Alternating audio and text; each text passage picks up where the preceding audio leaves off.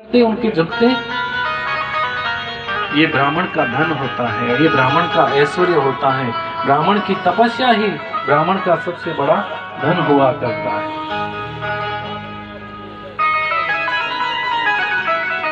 भगवान जो है सुदामा से कहते हैं, अरे सुदामा तू तो बड़ा शर्मिला था, बड़ा वैरागी था। कन्हैया को जानते थे कि एक बात के ऊपर अड़ जाता है तो फिर अड़ ही जाता है।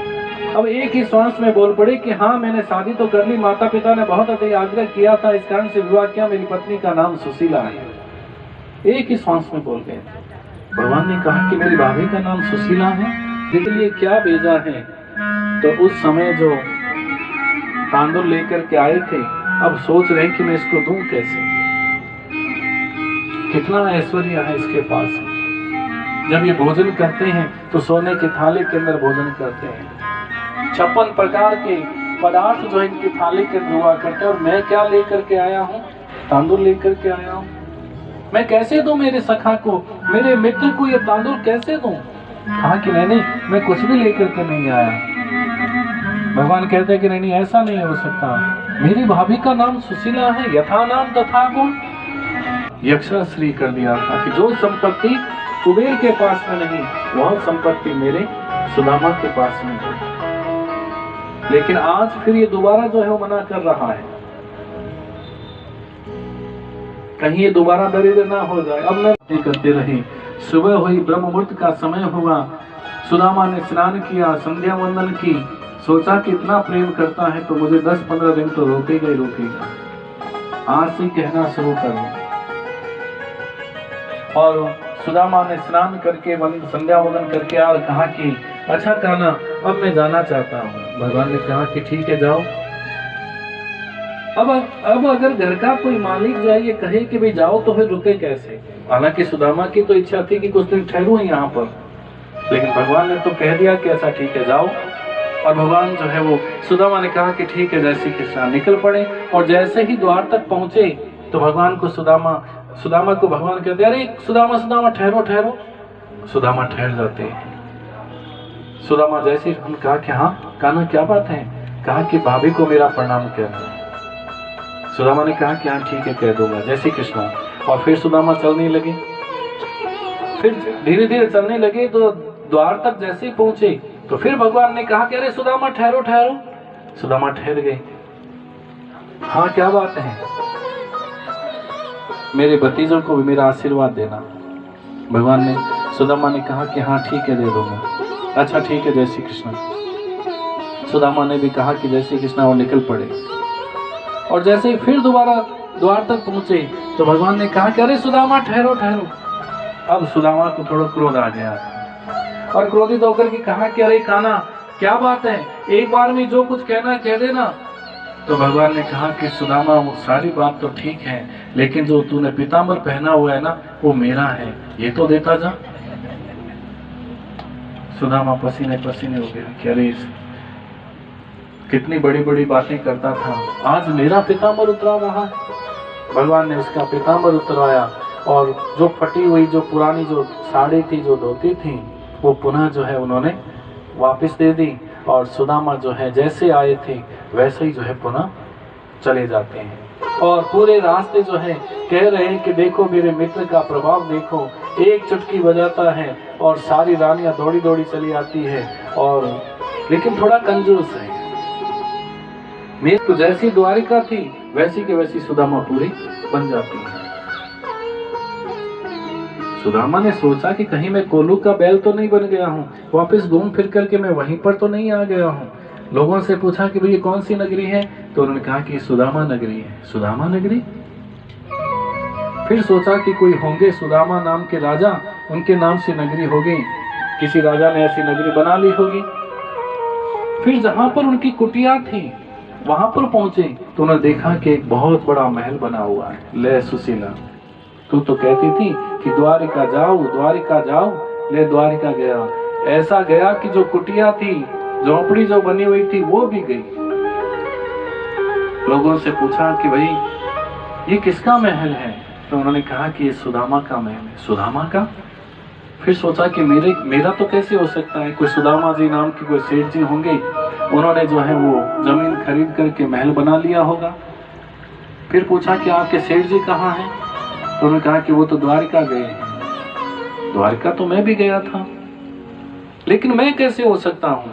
बड़े लोगों की बड़ी बातें हैं, नाश्ता वो यहाँ करते हैं, भोजन कहीं और करते हैं और डिनर कहीं और किया करते हैं, ये तो बड़े लोगों की बातें हैं, मैं थोड़ी हूँ।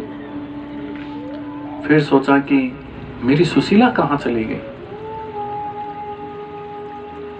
भगवान से कहने लगे कि वारे कान्हा, मैं तेरे पास में आया, मेरी जो सुशीला थी वो भी गई।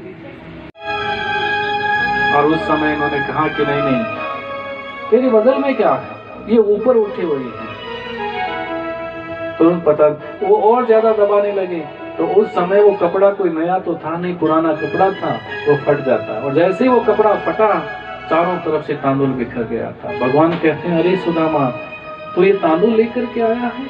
मेरी भाभी माँ ने जो है मेरे लिए तांदुल भेजा है। अरे सुदामा, आज तो मुझे मेरी माँ यशोदा की याद आ गई कि जब मैं गोकुल गांव के अंदर, वृंदावन के अंदर रहता था, तो उस समय मेरी माँ यशोदा जो है मुझे ये तांदुल खिलाया करती थी। आज तो मेरी माँ, भगवान जो है उन तांदुल को जो है वो समेटने लगे, और समेट करके उन्होंने जो है वो एक मुट्ठी तांदुल जो है वो खा लिया था और कहा कि अनेना।